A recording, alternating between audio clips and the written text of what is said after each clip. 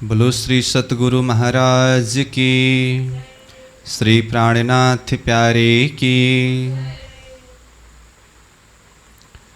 महमत कहे मोमिन को, गहरा गंभीर जल देख। टापू बन्यो बीच हौज के, शोभित अति विशेख। शोभित अति विशेख। हौज के बीच मोहलात 64 पाखड़ी की। बन्यो ताल के बीच में, चारों तरफों जल। बन झरोखे गिरदवाए, शोभित बाग मोहल। शोभित बाग मोहल, बन्यो ताल के बीच में। अक्षरातीत पूर्ण ब्रह्म परमात्मा धामधनी श्रीराज जी के असीम अनुकंपा के द्वारा तारतम सागर दिव्य वाणी अंतर्गत परिक्रमा ग्रंथ के ऊपर हम चिंतन करते आ रहे हैं। अब तक हमने प्रकरण नंबर 8 तक के चौपाइयों के ऊपर चिंतन किया। विशेष करके यह 8वां प्रकरण में हौज कौसर तालाब की शोभा वर्णन किया। अब वही हौज कौसर तालाब के मध्य भाग में स्थित टापू महल, यह टापू महल की शोभा को महामती प्राणनाथ जी यह परिक्रमा ग्रंथ में प्रकरण 9 में वर्णन कर रहे हैं, चिंतन करा रहे हैं। तो अभी का हमारा विषय है यह प्रकरण नंबर 9, जिसमें हौज कौसर के टापू महल का वर्णन है। तो हौज कौसर के मध्य में, जो तालाब के मध्य भाग में तालाब से 3 सीढ़ी ऊंचा चबूतरा, 6000 मंदिर का लंबा चौड़ा, 18,000 मंदिर का गिर्द एवं 64 पहल युक्त है, जिसमें 4 दिशा के 4 दरवाजे का पहल बड़ा है और अन्य 60 पहल दरवाजा के पहल से छोटा है। प्रत्येक पहल के संधि में गुर्ज आने से, गुर्ज की संख्या वैसे 64 पहल में 64 ही होना चाहिए, परंतु दरवाजे के दाएं बाएं में जो गुर्ज आया है वो गुर्ज का आधा ही हिस्सा अथवा आधा रूप में ही आया है। इसलिए दोनों तरफ के दरवाजे के गुर्ज को मिलाकर एक गुर्ज के हिसाब पूरा होने से यह टापू महल के प्रसंग में कुल 60 गुर्ज का प्रसंग वर्णन होता है और प्रत्येक गुर्जों के बीच में वन विराजमान है। इस हिसाब से देखें तो गुर्ज वन गुर्ज वन गुर्ज वन इस तरह से क्रमशः है। दरवाजा के सामने में वन की शोभा नहीं है, अन्य चारों तरफ यानी कि चारों खांचों में गुर्जों के बीच में वन विराजे हुए हैं। भीतर की शोभा को देखें, महल का हार, फिर थंब का हार, फिर महल का हार, फिर थंब का हार, मध्य में चबूतरा, चबूतरा के किनार में थंब का हार जो तीसरे हार में है, फिर चबूतरा के ऊपर की बैठक की शोभा, उसके अंदर बगीचा, फिर मध्य में जल का कुंड, ऐसी शोभा। ऊपर 3 भौम, क्योंकि यह टापू महल 3 भौम चौथी चांदनी का है। जल का कुंड तो नीचे प्रथम भौम में ही दर्शन होता है अन्य सारी शोभा तीनों भौमों के एक समान है। ऊपर चांदनी में देखें तो चांदनी के चारों तरफ मध्य में बगीचा है और गुर्ज के चांदनी में खुले बैठक है। इन बैठक में राजी, श्यामा जी, सखियाँ सहित हम रूहें बैठ कर के हौज कौशर तालाब में जो जल की शोभा लहरों की भांति उछलते हुए शोभा को दृश्यावलोकन करते हैं, अथवा टापू महल के चारों तरफ हौज कौशर की शोभा, मानो कि चौरसपाल में जितनी भी शोभा का वर्णन करके आए हैं, ये सारे दृश्य टापू महल के चांदने में बैठ कर के दृश्यावलोकन कर सकते हैं। इसके अलावा भी अन्य कई शोभा को दर्शन कर सकते हैं। ये सार रूप में टापू महल का नज़ारा हुआ। अन्य जो भी बारीकी हिसाब से वर्णन महामती प्राणनाथ जी चौपाई के माध्यम से जिस तरह से कराए हैं, चौपाई के साथ साथ में हम चिंतन करेंगे। तो आइए अब हम प्रारंभ करेंगे यह प्रकरण 9 का प्रथम चौपाई से। तो चौपाई को देखें। बन्यो ताल के बीच में चारों तरफ हो जल, बन झरोखे गिरदवाए शोभित बाग मोहल। बन्यो तालाब के बीच में, तालाब यानी कि हौज कौशर तालाब के बीच में बन्यो क्या बना है? टापू महल बना है। चारों तरफ हो जल, टापू महल के चारों तरफ जल, हौज कौशर तालाब का जल है। ऊपर झरोखे गिरदवाए, ऊपर इस जल के ऊपर गिरदवाए चारों तरफ झरोखे हैं। मतलब टापू महल के जो 3 भौम चौथी चांदनी है, प्रत्येक भौम में गुर्ज में आया हुआ जो छज्जा है, ये छज्जा ही झरोखा के रूप में है, जहाँ से ताल के जल की शोभा को देख सकते हैं। तो इसीलिए उसको झरोखा शब्द के द्वारा, अथवा जैसे कि पहले गुर्ज के बीच बीच में वन की शोभा को वर्णन किया, तो वो वन की शोभा को बताते हुए कह रहे हैं वन झरोखे गिरदवाए। गिरदवाए मतलब टापू महल के ये चारों तरफ किनार की शोभा को देखें, वहाँ पर वन है, झरोखे हैं। शोभित बाग मोहला, और बाग यानी कि बगीचे, गुर्ज के बीच बीच के वन उसको बगीचा भी कहते हैं। फिर भीतर जा कर के देखे तो भीतर चबूतरा के मध्य में भी बगीचा है, महलों के अंदर बगीचों की शोभा है। तो शोभित बाग मोहला, महलों के अंदर बगीचों की शोभा शोभायमान है।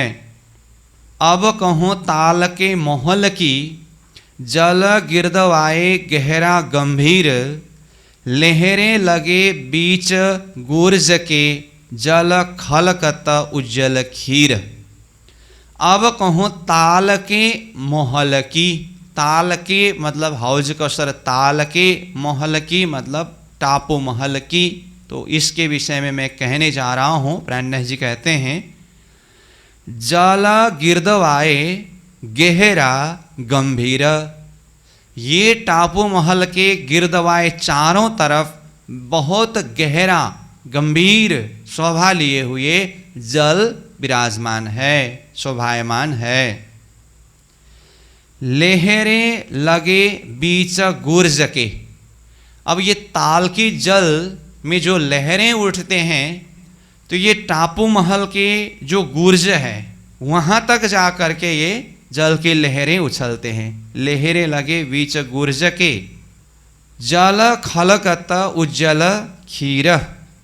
जल ताल के जल, खलकत, खलकत मतलब छलकता है। जल कैसा है? उज्जल है। खीर, खीर मतलब दूध जैसा सफेद, स्वच्छ, उज्जल, ऐसा जल है। अब टापू महल की शोभा को वर्णन प्रारंभ कर रहे हैं 3 नंबर चौपाई से विशेष रूप से शुरू कर रहे हैं। देखिए, ज्यों एक फूल 64 पाखड़ी, 4 द्वार बने गिरदवाए, गुरज 60 बने 3 पर, ये खूबी कही न जाए। टापू महल को देखने से ऐसा प्रतीत होता है, ऐसा दर्शन होता है, ऐसा नज़रा आता है मानो कि ज्यों जैसे कि एक फूल 64 पाखड़ी, मानो कि एक 64 पाखड़ी युक्त फूल हो, ऐसा दिखाई देता है समग्र में टापू महल, जिसमें 4 द्वार बने गिरदवाए। गिरदवाए मतलब चारों तरफ की शोभा को देखें तो 4 दिशा में 4 दरवाजा, जो बड़े दरवाजा है, ये दरवाजे बने हुए हैं। गुरज 60 बने 3 पर। 3 पर मतलब ये टापू महल में कुल गुर्ज कितने हैं? 60 गुर्ज बने हैं। गुरज 60 बने 3 पर, ये खूबी कही न जाए। इस शोभा को शब्द में कहा नहीं जा सकता है। एक टापू बन्यो बीच जल के, महल गुरज 3 पर। जल के बीच में एक टापू बन्यो। जल मतलब कौन सा जल? हौज कौसर तालाब के जल के बीच में एक सुंदर टापू बन्यो, मतलब टापू बना हुआ है। महल गुरज 3 पर। उस टापू महल में कई महल है, प्रत्येक एक एक हांस में एक एक महल होने से एक हार में अगर महल की संख्या देखें तो 60 महल होते हैं। कैसे? 64 पहल में, 4 पहल में तो 4 बड़े दरवाजा है, बाकी रहा 60 पहल। तो 60 पहल में एक एक पहल में एक एक महल आने से एक हार में 60 महल हुए। तो इसको यहाँ प्राणनाथ जी ने कहा कि महल गुर्ज 3 पर। महल है 60 और गुर्ज भी 60 की संख्या में बताया। 3 पर मतलब उसमें टापू महल में। देहुरियाँ ताल किनार पर, फिरती पाल बराबर। अब देखिए, ताल किनार, यहाँ ताल कहने से हौज कौसर ताल के किनार में देहुरियाँ है। अब ये देहुरी कहने से फिर कहाँ देखना है? उस तरफ चौरस पाल में। क्यों? इस तरफ जो टापू महल है, यहाँ से ताल के उस तरफ यानी कि चौरस पाल की तरफ देखें तो सारे देहुरियों की शोभा नज़र में आता है ना। देहुरियाँ ताल किनार पर, ताल के बाहरी तरफ किनार के ऊपर देहुरियाँ, फिरती पाल बराबर, फिरते पाल में बराबर शोभा लिए हुए ये देहुरी शोभायमान है। ये चौक बने चारों तरफों। अब ये पाल में देहुरियों के प्रसंग फिर से वर्णन कर रहे हैं। तो टापू महल का वर्णन हो रहा है, यहाँ से फिर चौरस पाल में 4 घाट की शोभा को चिंतन करा रहे हैं, दर्शन करा रहे हैं। ये चौक बने चारों तरफों, चारों तरफ मतलब ये चौक से क्या पकड़ना है? 4 घाट, मतलब झुंड का घाट, नवदेवरी का घाट, शोरदेवरी का घाट, तेरहदेवरी का घाट। यह घाट रूपी चौक बने चारों तरफों और पाल ऊपर 4 घाट। वही चौक, चौक मतलब पहले चबूतरा और उसके ऊपर फिर पाल के ऊपर 4 घाट बना हुआ है। तो इसीलिए चौक और घाट शब्द बताया। चौक मतलब नीचे चबूतरा बना हुआ है, वो चौक के ऊपर फिर घाट बना है। चारों द्वार टापू के। अब देखिए, 4 दिशा में 4 बड़े दरवाजा है टापू महल में। प्रत्येक एक दिशा के दरवाजा से सीधा सीधा में एक एक घाट आता है। इसलिए टापू महल के चारों दिशा के दरवाजा के बिल्कुल सीधा सीधा सामने में चौरस पाल में 4 घाट बिल्कुल आमने सामने है। उसको यहाँ पर बता रहे हैं चारों द्वार टापू महल के चारों दरवाजा के बने सन्मुख ठाट, सन्मुख बिल्कुल सामने में ठाट, बहुत सुंदर शोभा लिए हुए 4 घाट बने हुए हैं। तो 4 घाट और टापू महल के चारों दिशा के बड़े दरवाजे बिल्कुल आमने सामने में है। ये नज़ारा दर्शन कराए ये 5 नंबर चौपाई के द्वारा। फिर से आगे देखिए 6 नंबर में, देहुरियाँ घाटन पर चारों जुदी जिनस, देख देख के देखिए जानो एक पे और सरस। देहुरियाँ घाटन पर मतलब घाट में, कौन से घाट? 4 घाट, जिन घाट के विषय में यहाँ चारों दरवाजे के सामने करके 4 घाट का प्रसंग वर्णन हो रहा है। तो जिसमें देहुरियाँ है, चारों जुदी जिनस, चारों मतलब चारों घाट, जुदी जिनस अलग अलग प्रकार के हैं। झुंड का घाट की अपनी ही शोभा है, 9 देवरी के घाट की अपनी ही अलग शोभा है, 16 देवरी के घाट की अपनी ही अलग शोभा है, 13 देवरी के घाट की अपनी ही अलग शोभा है। चारों के अलग अलग प्रकार की शोभा होने से कहा देहुरियाँ घाटन पर चारों जुदी जिनस, देख देख के देखिए जानो एक पे और सरस। अब एक घाट को देखिए, उससे दूसरा घाट देखते समय पहले के घाट से ये और सुंदर और आनंददायी ऐसा लगता है।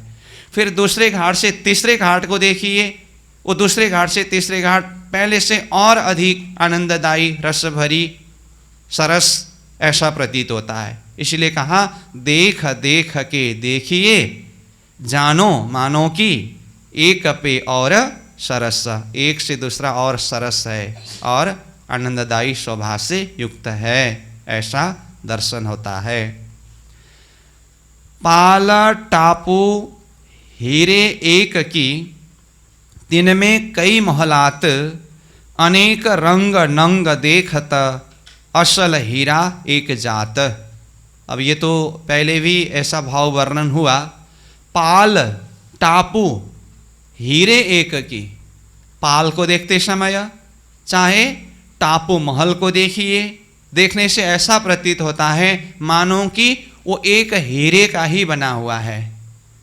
हाउसगस्वर का वर्णन प्रारंभ करते समय भी आया था, एक हीरे का पाल है, और बीच में चौरस पाल का प्रसंग वर्णन करते हुए भी मानो कि एक हीरे सदृश पाल है करके वर्णन आया। तो फिर यहाँ पर भी बता रहे हैं पाल को देखने से भी और टापू महल को देखने से भी एक हीरे का ही बना हो ऐसा प्रतीत होता है। और वहाँ पर 3 में कई महलात, 3 में और उसको सरताल में, चाहे पाल के नीचे पाल अंदर की महलात, वहाँ पर भी कई महलात है। टापू महल में आकर के देखिए, वहाँ पर भी कई महलात है। जैसे कि कहा महलों के 3 भौम चौथी चांदनी है, एक एक भौम में कई महल है।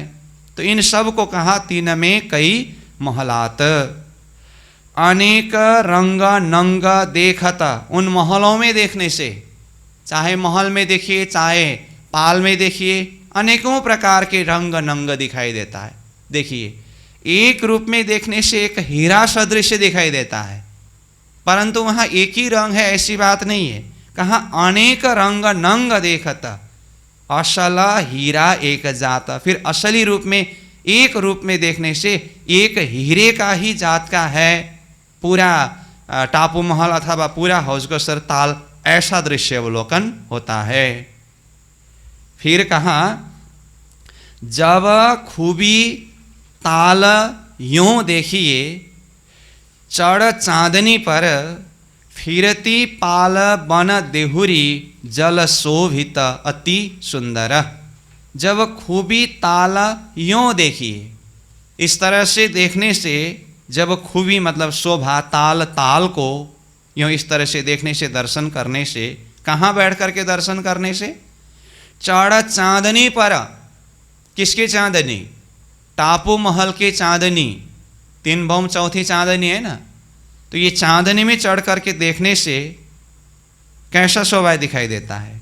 फिरती पाल वन देहुरी जल शोभित अति सुंदर।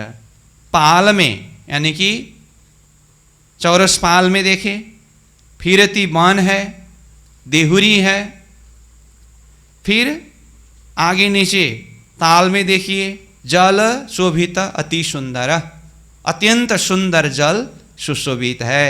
ये कहाँ बैठ करके देख रहे हैं? टापू महल के चांदनी में बैठ करके देख रहे हैं।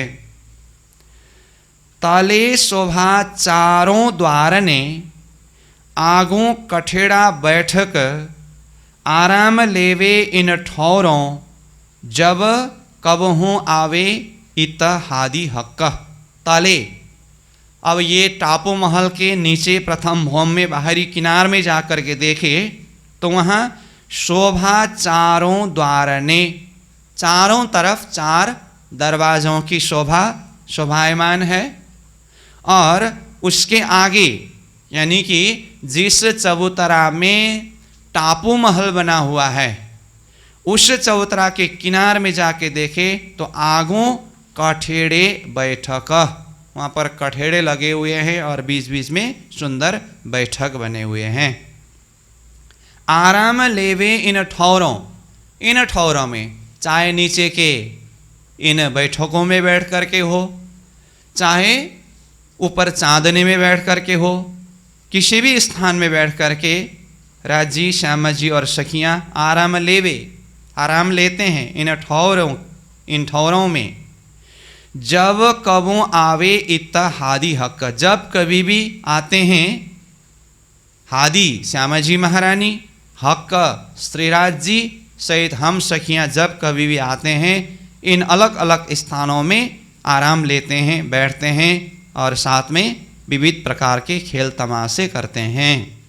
बीच बीच में वन विराजत, गुरज छज्जे जल पर, छे छज्जे फिरते बने, सब गुरजों यों कर। देखिए बीच बीच में वन विराजत, जैसे कि कहा प्रत्येक हांस के संधि में गुर्ज है और गुर्ज गुर्ज के बीच में वन है। इस क्रम से देखे तो गुर्ज वन, गुर्ज वन, गुर्ज वन, चारों तरफ फिरते ऐसी शोभा है। इसलिए कहा बीच बीच में वन विराजत, किसके बीच में? गुर्ज गुर्ज के बीच में। बाहर से देखने से, अब महल के भीतर ही जा करके देखे तो सब तरफ बगीचा, वन मतलब भीतर देखे तो बगीचा की शोभा है और यहाँ प्रसंग में देखे तो गुर्ज के बीच बीच में आए हुए वन की शोभा है। बीच बीच में वन विराजत, गुरज छज्जे जल पर। गुर्ज में जो छज्जा आया है ना, गुर्ज में छज्जा, एक भौम में तीन दिशा में तीन छज्जा आता है, तो तीन छज्जा में से एक छज्जा एक तरफ के वन के तरफ, एक छज्जा दूसरे तरफ के वन के तरफ और एक छज्जा जल के तरफ। इस तरह से एक गुर्ज में तीन छज्जा हुआ। तो ऊपरा ऊपर ये तीन भौम चौथी चांदनी होने से अगर एक ही गुर्ज का कुल छज्जा देखें तो कितने छज्जा होते हैं? एक भौम में तीन छज्जा तो तीनों भौम के 9 छज्जा, ये हुआ एक गुर्ज का छज्जा। अगर एक गुर्ज के जल की तरफ ही जो निकला हुआ छज्जा है उसको देखे तो एक भौम में एक छज्जा तो तीनों भौम में 3 छज्जा। अगर दोनों गुर्ज के बीच के बगीचा यानी कि वन में बैठ कर के दोनों तरफ के गुर्ज के छज्जा को देखे तो वन की तरफ कितने छज्जा है? 6 छज्जे हैं। एक तरफ के गुर्ज के 3 भौम के 3 छज्जे, दूसरी तरफ के गुर्ज के 3 भौम के 3 छज्जे, तो दोनों तरफ के गुर्ज के बीच में वन में बैठ करके देखने से 6 छज्जे दिखाई देता है। तो ये अलग अलग जगह में बैठ करके देखने की शोभा है। तो यहाँ कहा 6 छज्जे फिरते बने, फिरते 6 छज्जा है, सब गुरजों यों कर। इस तरह सब गुर्ज में ऐसी शोभा है। तो 6 छज्जे मतलब यहाँ वन विराजे शब्द आया है ना पहला चरण में, तो वन विराजे शब्द के हिसाब से वन में बैठ करके देखते समय दोनों तरफ के गुर्ज के 3-3 छज्जे, 6 छज्जे दिखाई देता है, इस भाव से समझना चाहिए। तो 6 छज्जे फिरते बने, तो प्रत्येक वन में बैठ करके देखने से दोनों तरफ के 3-3 6 छज्जे दिखाई देते हैं। सब गुर्जों यों करा, कहा ना, सब गुर्जों में इसी तरह की शोभा शोभायमान है। फिर आगे कहते हैं 3 छाते चौथी चांदनी। तो नीचे से देखे तो 3 भौम है, ये 3 भौम का 3 छाते और चौथी चांदनी है। सब गुर्जों पर इत्तः, सब गुर्जों में ये शोभा दिखाई देता है, शोभायमान है। ताले छज्जे जल हाथ लग, ताले छज्जे। अब यहाँ नीचे जो प्रथम भौम जो है, यहाँ पर भी छज्जा की शोभा वर्णन किया गया है, इसीलिए यहाँ पर, नहीं तो ऊपर के ही देखे तो 3 भौम चौथी चांदनी में ऊपर का तो 3 ही छज्जा होता है ना, तो नीचे जमीन के भाग में भी यहाँ छज्जा का वर्णन करने से 4 भौम अथवा चांदनी सहित का 4 भौम के छज्जे की बात हुई। तो कहा तले छज्जे जल हाथ लग, नीचे प्रथम भौम की जो छज्जा है वहाँ से आगे जल हाथ से स्पर्श कर सकते हैं। ऊपर अति शोभित, और ऊपर भी अत्यंत शोभायुक्त ऐसी शोभा है छज्जा की शोभा। ये टापू जिमी जवेर की बीच बीच बनिया बन, दोनों तरफों छज्जे बने ऊपर बन रोशन। ये टापू जिमी जवेरन की, ये टापू को देखने से, यहाँ की जमीन को देखने से कैसा दर्शन होता है, मानो कि एक जवेर की बने हुए हैं यहाँ का जिमी। बीच बीच बनिया बन, बीच बीच में वन बना हुआ है, मतलब गुर्जों के बीच बीच के वन की बात पहले से आ रहा है। दोनों तरफों छज्जे बने, अब वन के दोनों तरफ देखिए छज्जे बने हुए हैं। ऊपर बन रोशन, वन के ऊपर यह छज्जे रोशनाई है। ऊपर बन कहने से वन के ऊपर क्या, ये छज्जा रोशनाई है, प्रकाशित है। तीनों तरफों गुर्ज के तीनों तरफ छज्जे बने यों कर। एक गुर्ज के एक भौम में तीनों तरफ छज्जा कहा ना, तो वही बता रहे हैं तीनों तरफों, 2 वन की तरफ 1 जल की तरफ, गुर्ज के छज्जे बने यों आए, इस तरह से आकर के छज्जे बने हैं। ऊपरा ऊपर भी 3 है, ऊपरा ऊपर भी ये 3 भौम चौथी चांदनी है ना, इसीलिए ऊपरा ऊपर छज्जे 3 ही भौम तक है।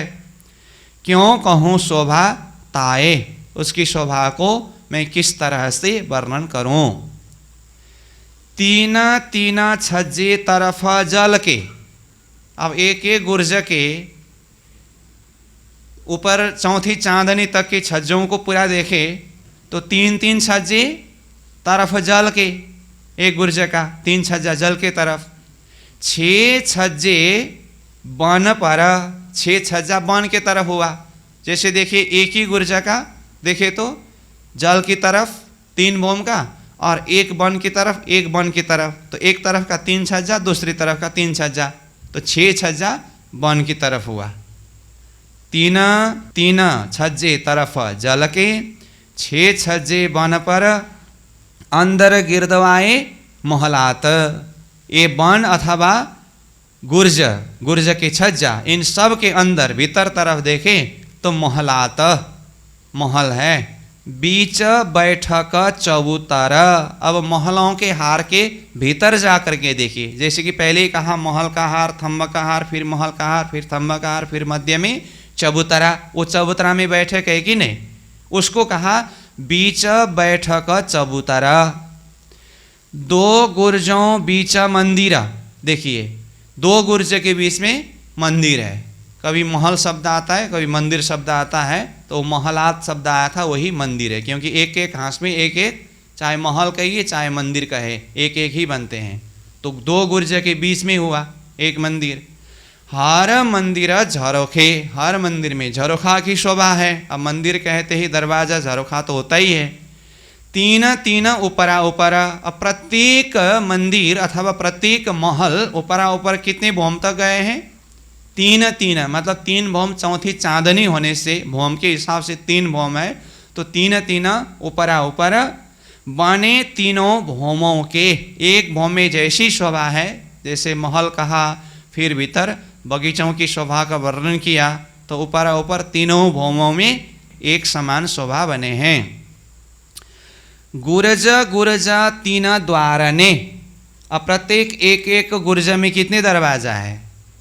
देखने में तो गुर्ज में 5 दरवाजे होते हैं, 3 दरवाजा बाहर तीनों तरफ निकलने के लिए और 2 दरवाजा भीतर एक एक महल में जाने के लिए।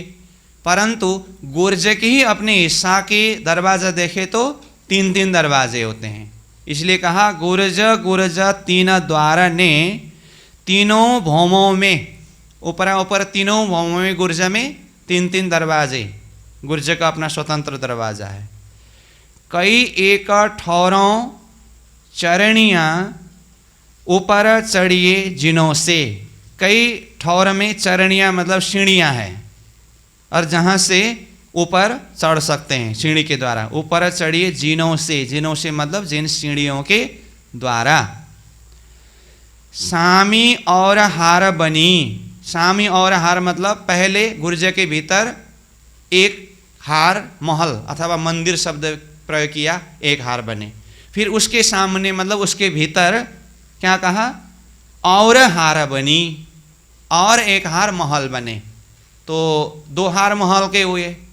तो ये 2 हार महल के बीच में एक हार थंब भी है, तो यहाँ सीधा महल का हार वर्णन कर रहे हैं।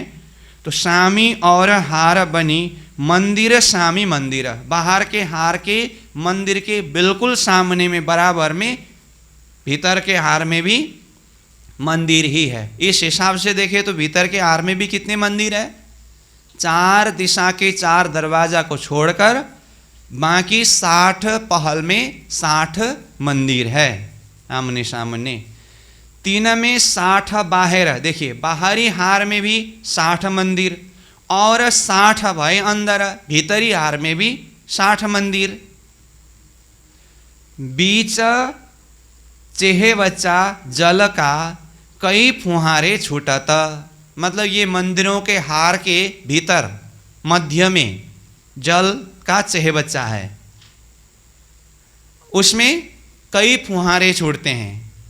अब उसको भी बारीकी से देखें तो हम पहले भी चर्चा करके आए हैं। महल के दूसरे हार से फिर भीतर थंबा का हार है, फिर चबूतरा है, किनार में थंबा है, चबूतरा में बैठक, फिर उसके भीतर बगीचा, उसके बाद मध्य में जल का कुंड होता है। यहाँ तो सार रूप में बता रहे हैं, तो वो जल कुंड में फुहारे छूटते हैं। फिरते द्वार इन चौक के बहुत शोभा अतंत, फिरते समय अब मूल बृहद दरवाजा 4 तो है ही, बाकी प्रत्येक महलों में अथवा प्रत्येक मंदिर में दरवाजा है कि नहीं? तो सब में दरवाजे हैं। ये अतंत शोभा लिए हुए शोभायमान है। तीनों भौम चबूतरे, ऊपरा ऊपर तीनों भौमों में मध्य में चबूतरा है, और फिरते मंदिर द्वार, और चारों तरफ फिर करके मंदिर है, दरवाजे है। जैसा प्रथम भौम में वर्णन हुआ वैसा ही ऊपरा ऊपर तीनों भौमों में है, मंदिर दरवाजे सारे एक ही शोभा लिए हुए हैं। बीच बैठक चबूतरे, प्रत्येक भौम में बीच में मध्य में चबूतरा बैठक है। बने थंब तरफ हार, अब वो चबूतरा के किनारे में फिर चारों तरफ थंब के हार है, प्रत्येक भौम में है ऐसा।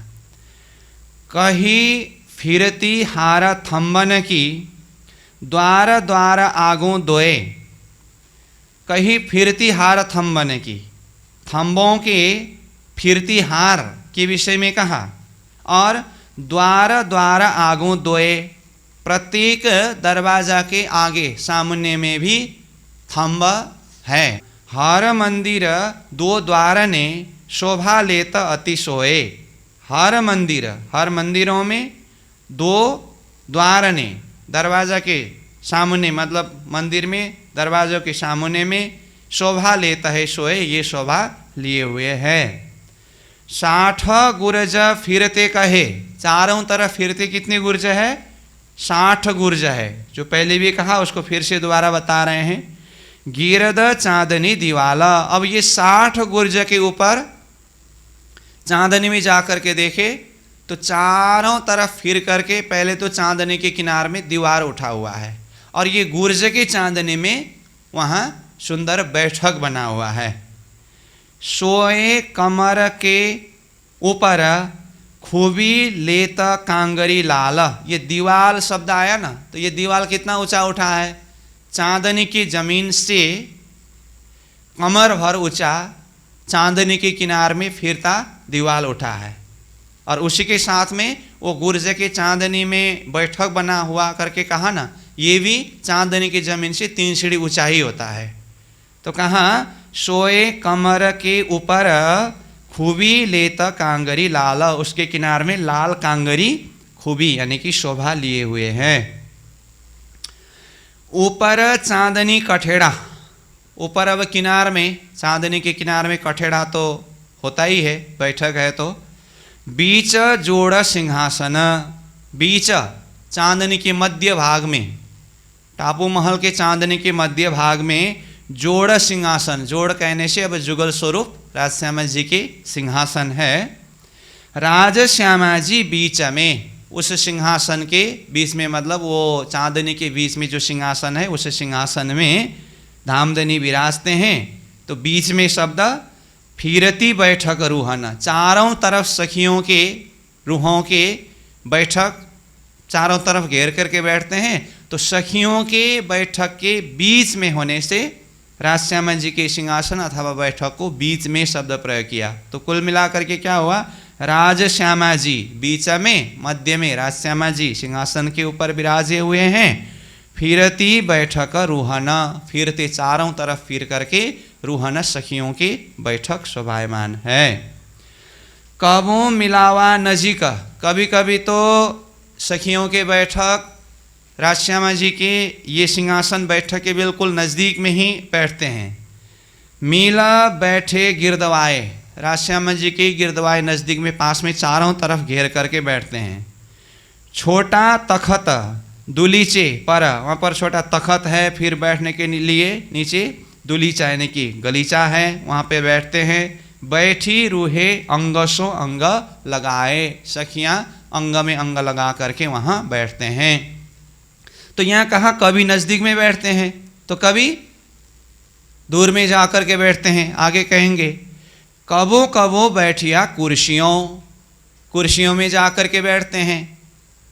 तो कुर्सी कहाँ पर है, गुर्ज के चांदनी में जो बैठक कहा ना, 60 गुर्ज के चांदनी में 60 बैठक है, वहाँ पर कुर्सियाँ धरे हुए हैं, तो वहाँ जा कर के बैठते हैं।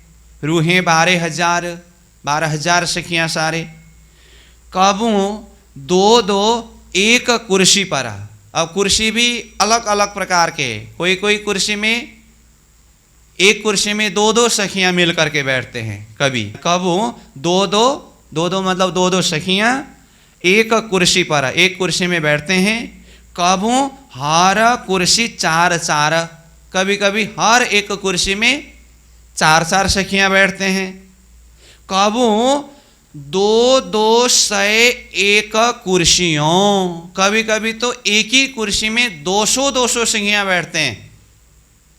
तो देखिए मतलब गुर्ज के चांदनी में एक ही ऐसा बृहत कुर्सी है जिसमें एक बैठक के एक ही कुर्सी में 200 सखियाँ एक साथ में बैठ सकते हैं।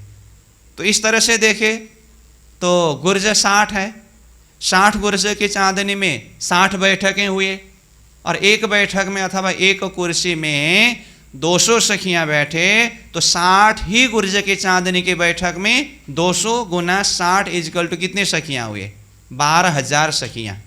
तो इस तरह से पूरा चांदनी के किनार के गुर्ज की चांदनी में 60 गुर्ज में ही प्रत्येक गुर्जों में 200 सखियाँ, इस तरह से चारों तरफ 12,000 सखियाँ भर करके बैठते हैं। तो उस शोभा को बता रहे हैं। कबू 2-2 सय एक कुर्सियों बैठे 60 गुर्जों गिरदवाए, देखिए 60 गुर्जों के चांदनी में गिरदवाए चारों तरफ घेर करके इस तरह से 12,000 सखियाँ बैठते हैं। सो कुर्सी दीवालों लगती। ये कुर्सी कहाँ पर है? पहले ही कहा ना, चांदनी की जमीन से कमर भर ऊंचा फिरती दीवाल उठे हैं, तो वो दीवाल के साथ में, वो बैठक के साथ में लगते हुए ये कुर्सी है। यों बैठक कठेड़े भराए, इस तरह से किनार के कठेड़ा से भीतर भर करके सखियों की बैठक इस तरह से बैठते हैं। बीच तखत विराजत, अब मध्य में प्रियतम धामधनी राज्य श्यामा जी की तखत विराजमान है। सब थे ऊंचा गज भर, ये जो तखत है सब थे, मतलब अभी तक जितने भी कुर्सियों का वर्णन किया ना, कितनी कुर्सियाँ, 2-2 सखियाँ बैठने का है, कोई 4-4 सखियाँ बैठने, कोई 200 सखियाँ एक ही कुर्सी में बैठने के, जितने भी कुर्सियों का वर्णन आया, इन सारे कुर्सियों से ऊंचा कितना, ये सिंहासन कितना बड़ा है? तो कहा गज भर, 1 गज भर का ये सिंहासन है मध्य में जुगल स्वरूप का। बैठक हक बड़ी रूह, वो सिंहासन में कौन विराजते हैं? हक प्रियतम धामधनी श्रीराज जी।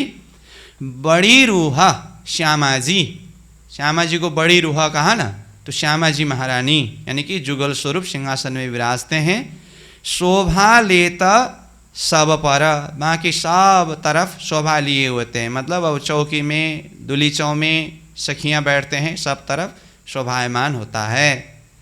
हक बड़ी रूहा बैठे तखत पर, हक श्रीराज जी बड़ी रूहें श्यामा जी तखत यानी कि सिंहासन के ऊपर विराजते हैं।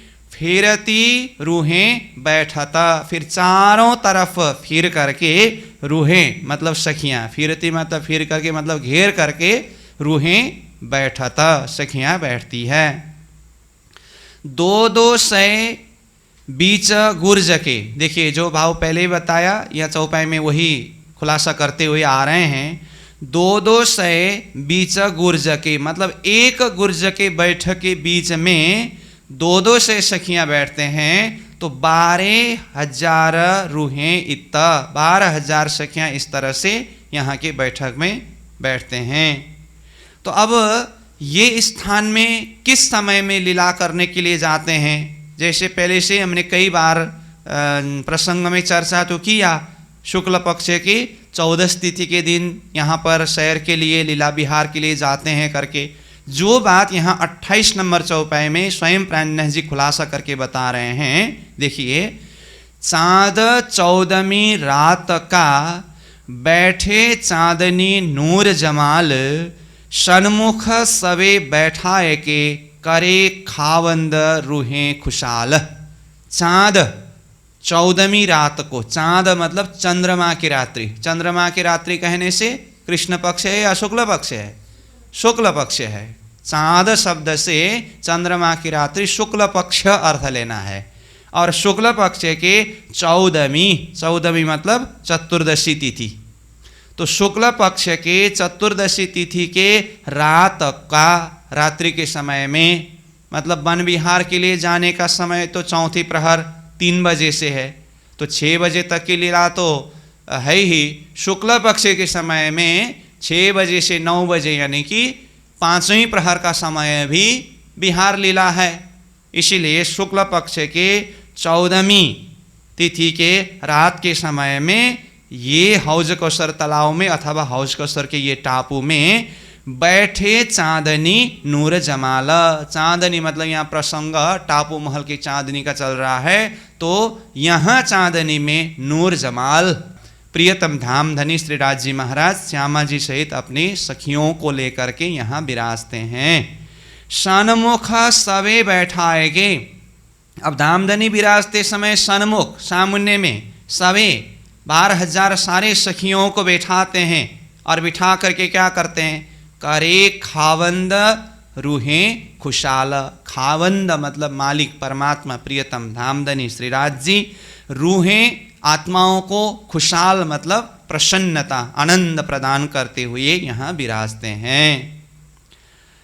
अमृत खसम रूहन पर नूर नजरों सिंचत, सो रस रूहें रब का सन्मुख रोशन पीवत।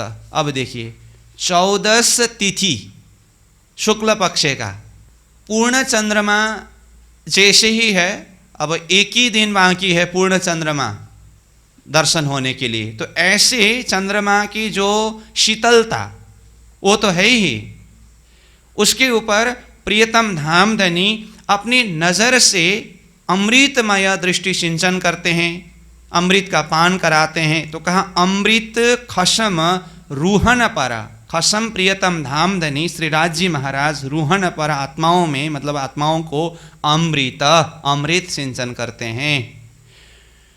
नूर नजरों सिंचत, अमृत का सिंचन कैसे करते हैं? नूरमय नजरों से, प्रेम भरी नजर के द्वारा अमृत यानी कि अमृतमय दृष्टि जिसके द्वारा प्रेम का सिंचन करते हैं।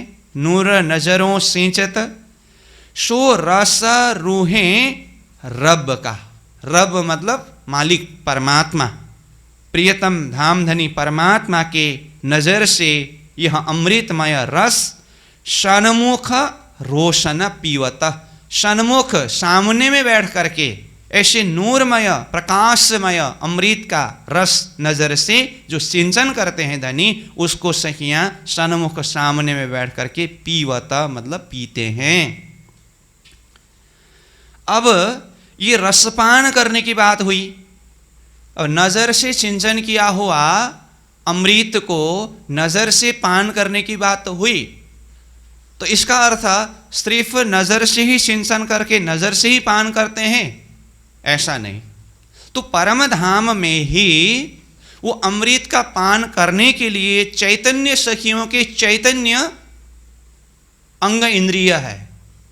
तो एक एक इंद्रियों के द्वारा, एक एक अंगों के द्वारा वो अमृत का रस स्वादन कर सकते हैं। इसीलिए वो परम धाम के परात्म स्वरूप के अथवा परम धाम के ही चैतन्य स्वरूप के अंग इंद्रियों की विशेषता को यहाँ पर बता रहे हैं। अब देखिए, पूर्ण पांचों इंद्रिय स्वरूपे एक एक में 5 पूर्ण, हर एक में बल 5 का, हर एक में 5 गुण, ये है।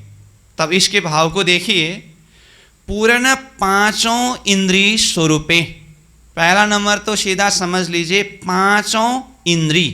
5 इंद्रिय कहने से, जैसे यहाँ के भाषा से ही कहे तो श्रवण, त्वचा, नेत्र, रसना, नासिका, ये 5 ज्ञान इंद्रिय कहा जाता है ना। तो ऐसे ही परम धाम के चैतन्य स्वरूप में भी श्रवण है कि नहीं है। हालांकि यहाँ के जो देह में ये जो इंद्रियां है त्रिगुणात्मक है, मिथ्या है। परम धाम का चैतन्य स्वरूप में ये गुणांग इंद्रियां भी चैतन्य ही है तो परम धाम के चैतन्य स्वरूप में भी श्रवण है ही, त्वचा, नेत्र, रसना, नासिका, ये सारे इंद्रिय है। इसीलिए तो प्रियतम धामधनी अपने नजर से अमृत सिंचन करते हैं, ये कहा। तो नजर से जब अमृत सिंचन करते तो सखियां कहां से पान करते हैं? नजर से सिंचन किया हुआ अमृत को नजर से ही पान करते हैं, मतलब नेत्र इंद्रिय है। धामधनी प्रियतम श्रीराज जी महाराज जब अपनी रसना से, शब्द के द्वारा, वाणी के द्वारा जब अमृत का सिंचन करते हैं, तो सखियां उस वाणीमय अमृत को पान कहां से करते हैं? श्रवण इंद्रिय से करते हैं। तो इसका मतलब चैतन्य स्वरूप में भी ये पंच ज्ञानेंद्रिय है। तो कभी कभी क्या होता है, यहाँ के त्रिगुणात्मक जो गुणांगेंद्रिय ये विकार युक्त होने से अब वहां पर भी फिर गुणांगेंद्रिय ऐसा लगता है वो चैतन्य स्वरूप में है, वहां का आनंद अनुभव करने के लिए वो सब है। वहां के इन इंद्रियों के विशेषता क्या है? तो कहा पूर्ण पांचों इंद्रिय स्वरूपे, ये 5 इंद्रियों में से एक एक में पूर्णता है। तो एक एक में पूर्णता है तो कैसे? आगे खुलासा करके बताते हैं। एक एक में 5 पूर्ण, जैसे मानो कि श्रवण इंद्रिय। श्रवण इंद्रिय एक है ना, इसमें श्रवण करने का अथवा वाणी का रसस्वादन करने का गुण तो है ही, बाकी इसमें स्पर्श, रूप, रस, गंध, इन विषयों का अथवा इन रसों का भी आस्वादन करने का गुण अथवा क्षमता एक इंद्रिय में है। ऐसे ही हर एक इंद्रिय में हर गुण परिपूर्ण है। ये भाव को यहां पर बता रहे हैं। जैसे मानो एक नेत्र इंद्रिय, ये दर्शन भी कर सकता है, छून भी सकता है, स्पर्श भी कर सकता है, रस का भी अनुभव कर सकता है, सब अनुभव कर सकता है। तो इसके लिए कहा पूर्ण पांचों इंद्रिय स्वरूपे एक एक में पांच पूर्ण, हर एक में बल पांच का। देखिए, एक इंद्रिय को लीजिए, उसमें पांचों का बल मतलब पांचों की गुण विशेषता है। एक इंद्रिय ही पांचों कार्य कर सकते हैं। मुख्य रूप में प्रधानता एक का ज्यादा है और साथ में चार गुण विशेषता भी विद्यमान है। इसीलिए एक में ही पांच पूर्ण, इस तरह से कहा। एक में पांच गुण, हर एक में पांचों गुण है, इस तरह से कहा। ठीक है। अब इसी में पांच विशेषताएं जो नूर, चेतनता, खुशबू, नरमाई, शीतलता, ये बताते समय एक में ही पांच है, इस तरह से ये भाव तो बताते ही है, सुनते ही है, वो तो सबको पता है ही। तो इस तरह से एक एक इंद्रियों के द्वारा धामधनी अमृत का सिंचन करते हैं, सखियां अमृत का पान करते हैं। ये प्रसंग इस तरह से बताया। अब उसको और बारीकी के हिसाब से बता रहे हैं। जैसे कि मैंने पहले ही कहा ना, प्रधानता एक इंद्रिय में एक गुण ज्यादा होता है। जैसे मानो कि नेत्र इंद्रिय हो तो उसमें मुख्य प्रधानता है देखने की शक्ति, वो मुख्य रूप में है, और अन्य चार थोड़ा गौण रूप में होता है, लेकिन होता जरूर है। ऐसे ही श्रवण इंद्रिय, इसमें श्रवण करने की यानी कि सुनने की प्रधानता ज्यादा है, परंतु अन्य चार इसमें उससे थोड़ा गौण रूप में है। इस बात को यहां अब आगे चौपाई में खुलासा कर रहे हैं। एक एक जाहिर में, जाहिरी रूप में देखे तो एक एक है। मानो कि नेत्र इंद्रिय जाहिरी रूप में इसका देखने का काम है, दर्शन करने का काम है। हाँ, एक एक में चार बातुन, एक ही इंद्रिय में चार बातुनी रूप में है। मतलब जाहिरी रूप में देखने के लिए तो नेत्र इंद्रिय दर्शन के लिए है, वो क्षमता तो है ही। उसके अंदर चार मतलब स्पर्श करने का, रस स्वादन करने का, और सुगंध लेने का, और श्रवण करने का। नेत्र इंद्रिय के हिसाब से बोल रहा हूं। ऐसे ही अन्य सब में एक एक में चार बातुन, इन विध रूहें मुतलक असल अरस के ताना। इस तरह से रूहों के मुतलक मतलब निश्चय रूप में ही ये गुण है असल अरस के ताना। असल अरस के तन मतलब अरस के परम धाम के असल तन, जो वास्तविक हमारा जो परात्मा तन, परात्मा स्वरूप है, उसमें ऐसी विशेषताएं हैं। अरस तन रूहें आत्मा तरफ सबों बराबर। अरस का तन रूह यानी कि आत्मामय है, वो चैतन्य आत्मामय स्वरूप है वो। इसीलिए तरफ सबों बराबर, सब तरफ बराबर मतलब सब आपस में परिपूर्ण है। पूर्ण कहावे या ही बात सो, इसी बात के कारण परिपूर्ण, हर एक में पूर्ण करके कहा। एक में ही सब होने से, जाहिरी में एक, बातुनी में अन्य सब होने से उसको पूर्ण कहा भी, पूर्ण कहा है। यही बात सो, यही गुण विशेषता के कारण सब विधों ये कादर, सब विधों सब प्रकार से, ये मतलब ऐसा, ये कादर मतलब सामर्थ्य, सब में ऐसा सामर्थ्य है। कादर शब्द का अर्थ सामर्थ्य अथवा ये सामर्थ्यवान, ऐसा है सब। स्वरूप बैठे सब मिल के, अब फिर पहले जो बैठक का प्रसंग चल रहा था वहीं पर ले आ रहे हैं।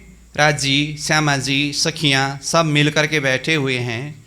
घेर के गिरदवाए मध्य सिंहासन में राजश्यामा जी तो है, फिर चारों तरफ गिरदवाए, चारों तरफ से घेर करके सखियों की बैठक है।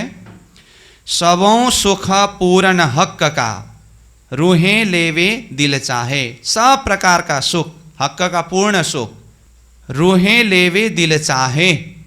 रूह सखियां जैसे दिल चाहे हर प्रकार के सुख को लेते हैं, अनुभव करते हैं। अब और देऊं एक निम्ना, इनको न पहुँचे सोए, पर कहे बिना रूहन के दिल रोशन क्यों होए।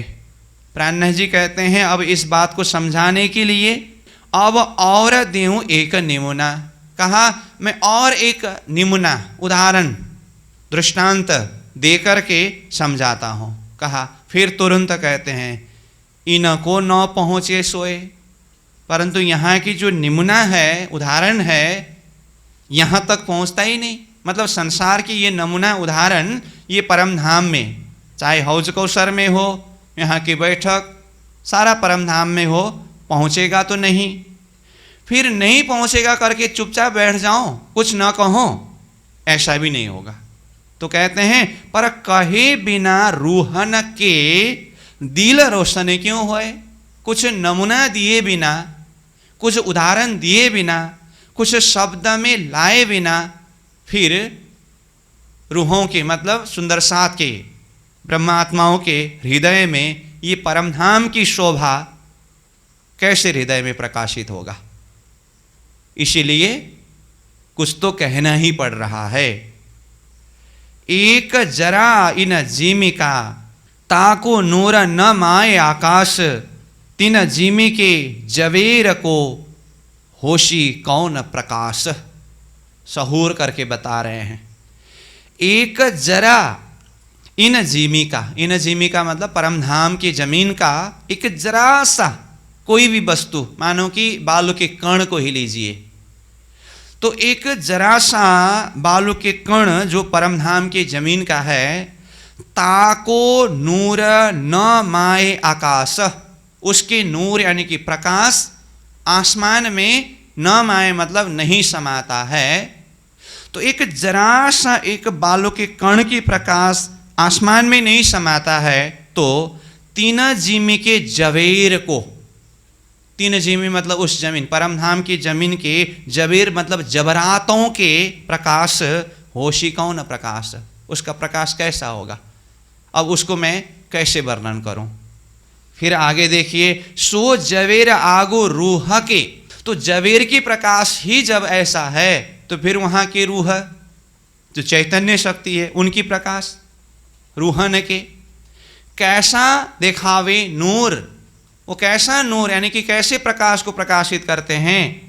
ज्यों सितारे रोशनी बल क्या करे आगो सूर, जैसे कि एक सितारा के, आसमान में कई सितारे होते हैं ना, उनमें से एक सितारा की रोशनी और सूर्य की रोशनी की तुलना करके देखिए तो इसमें जितना अंतर है, एक जवीर का प्रकाश और रूहन के प्रकाश में ऐसा ही अंतर है। ये भी उदाहरण के द्वारा बताना पड़ रहा है, दूसरा कोई उदाहरण नहीं है तो फिर कैसे समझाऊं। पहले ही प्राणनाथ जी ने कहा ना, उदाहरण न दूं तो मोमिन के हृदय में कैसे आएगा, उदाहरण दूं तो फिर यहाँ का शब्द पहुंचेगा ही नहीं। तो कहा ज्यों सितारे रोशनी बल क्या करे आगो सूर्य, सूर्य के रोशनी के आगे सितारा का बल क्या कर सकेगा, ऐसे ही रूहों के रोशनी के आगे जवेर की रोशनी क्या करेगा। समझाना ये है, आगो रूह सूरत सूर के, जवेर गए ढंपाए, उसी को अब सिद्धांत के साथ में जोड़ करके बता रहे हैं। जैसे सितारा और सूर्य को उदाहरण में कहा, तो सिद्धांत में आगों रूह सूरत सूर के, रूहों का सूरत मतलब स्वरूप सूर्य के समान है, और जवेर गए ढंपाए मतलब जैसे कि सितारा रूप जवेर का जो प्रकाश हो, तो रूह रूपी यानी कि आत्मा रूपी सूर्य के प्रकाश के सामने में हो तो ढंपाए, ढक गया, गौन हो गया। तो शोभा हक जात की क्यों कर कही जाए, अब हक जात की शोभा को मैं किस तरह से वर्णन करूं? हक जात मतलब आत्माएं। अब हक जात कहने से राज्य के आनंद स्वरूप श्यामा जी और श्यामा जी के अंग स्वरूप 12,000 ब्रह्मा आत्माएं, ये हक के जाति है ना, इसीलिए ये हक जात है। हक जात कहने से सारी आत्माएं। तो शोभा हक जात की क्यों कर कही जाए, किस तरह से कहा जा सकता है? जो रूहे अंग अरस के, जो परमधाम के रूहे हैं, जो परमधाम के अंग वाले हैं, तीन चीज न कोई शोभाए, उसके साथ में तुलना करके बताने वाले, समझाने वाले दूसरा कोई भी चीज न नहीं है। बाहेदत्त में बिना वाहेदत्त और कछु न समाए। वाहेदत्त अद्वैत परमधाम में अद्वैत के बिना दूसरा कोई भी समाता नहीं है, इसीलिए वो बाहेदत्त को समझाने के लिए यहाँ की द्वैत संसार का कोई भी चीज नमूना के रूप में भी बताया नहीं जा सकता है। वस्त्र भूषण हक जात के, हक जात परमात्मा की आत्मा समूहों के श्रृंगार में जो वस्त्र आभूषण है, सो हक जाति का नूर, वो हक जात का ही, अद्वैत परमधाम का ही नूर है।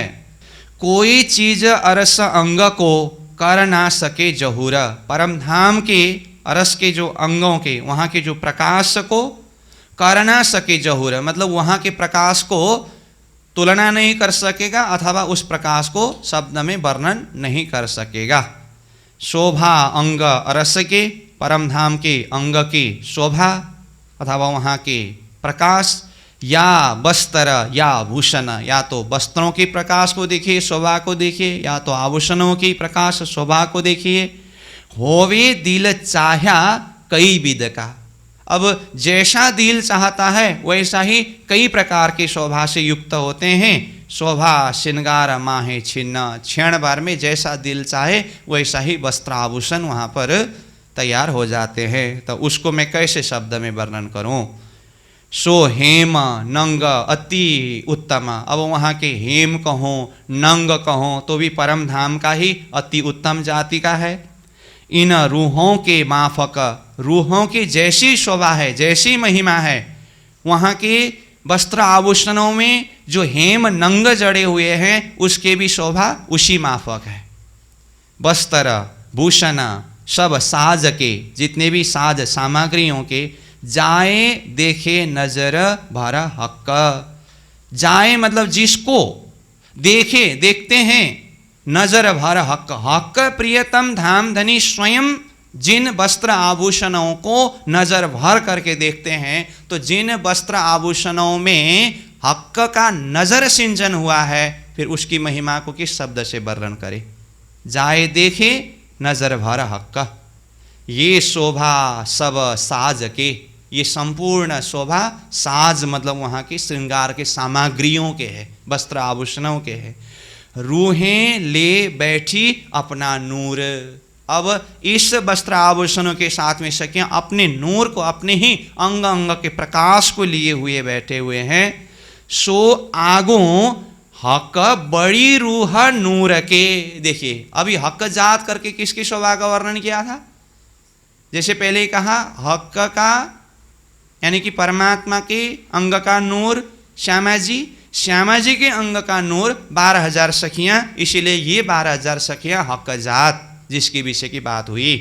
जब हक जात यानी कि 12,000 सखियों के ही शोभा में ऐसी महिमा है तो कहते हैं सो आगू बड़ी रूह, रूह नूर के। अब रूहों के नूर के आगे अब बड़ी रूह, बड़ी रूह कहने से श्यामा जी, तो श्यामा जी के अंग का नूर देखिए। अब श्यामा जी के भी पहले उनके श्रृंगार के वस्त्र आभूषणों के नूर से देखना होगा, उसको देखिए। ये क्यों कर कहूँ मजकूर, मजकूर मतलब बातचीत, मतलब शब्द में मैं कैसे वर्णन करूं? तखत बीच रूहों चांदनी, टापू महल के चांदनी में तखत के बीच में प्रियतम धामधनी श्यामा जी विराजे हुए हैं, चारों तरफ सखियां हैं, इसीलिए रूहों बीच, रूहों के बैठक के बीच में तखत में विराजे हुए हैं धनी, बैठे बड़ी रूह खाबंद, जिस सिंहासन में बड़ी रूह श्यामा जी महारानी और खाबंद प्रियतम धामधनी श्रीराज जी विराजे हुए हैं। सो थम्ब हुआ चांदनी। अब यहाँ पर थम्ब शब्द किसको कह रहे हैं? ये सखियों की बैठक के और श्यामा जी राज जी के वस्त्र आभूषणों के द्वारा, अंग अंग के द्वारा जो नूर की किरणें ऊपर आसमान की तरफ जा रहा है ना, ये नूर की किरणें थम्ब के रूप में सुशोभित है। नहीं तो बाकी चांदनी में कहाँ थम्ब है? चांदनी तो खुला है। तो यहाँ थम्ब शब्द आ रहा है, तो कौन सी थम्ब? सखियों के अंग अंग के नूर, वस्त्र आभूषणों के नूर, श्यामा जी के वस्त्र आभूषण सहित अंग अंग के, राज्य के वस्त्र आभूषण सहित अंग अंग के संपूर्ण नूर का पुंज आसमान की तरफ प्रकाशित हो रहा है ना, उसको थम्ब शब्द के द्वारा कहा। सो थम्ब हुआ चांदनी, ऊपर आया पूर्ण चंद। देखिए तो यहाँ से ये नूर जा रहा है और 14वीं रात का है ना, तो ऊपर से चंद्रमा की प्रकाश नीचे की तरफ आ रहा है। ऊपर आया पूर्ण चंद, जेती फिरती चांदनी, भरियो नूर उद्योत। जितनी भी एरिया में चांदनी है सब तरफ पूरा नूर ही नूर उद्योत है, प्रकाशित है। दोनों तरफ से, दोनों तरफ मतलब चंद्रमा के नूर और यहाँ सखियाँ श्यामा जी राज्य के अंग अंग के नूर। तो जेती फिरती चांदनी, भरियो नूर उद्योत, ले सामी चंद रोशनी। सामने में चंद्रमा की रोशनी को लेकर के ये सारा भरपूर है। भयो थम्ब एक ज्योत। देखिए तो यहाँ के नूर और ऊपर से चंद्रमा के नूर आपस में मिलने से तो ये पूरा आसमान तक एक ही थम्ब सदृश दृश्य अवलोकन हो रहा है। भयो थम्ब एक ज्योत, एक ही प्रकाश पुंज का थम्ब हुआ हो ऐसा प्रतीत हो रहा है।